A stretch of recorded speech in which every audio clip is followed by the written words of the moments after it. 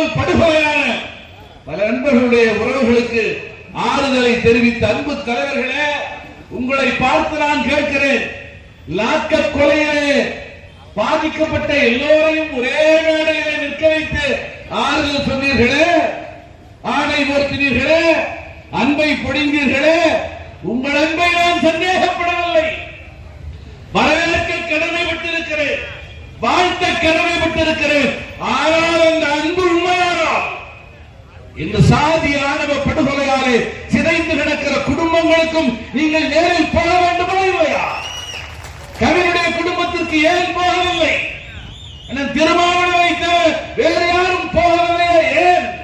இந்த கேள்வியைத்தான் நாளைக்கு நான் தான் முதல்வர் என முறுக்கிக் கொண்டிருக்கிற தலைவர்களை பார்த்து விடுதலை சிறுத்தைகளின் மேடையில் இருந்து நான் எழுப்ப விரும்புகிறேன்.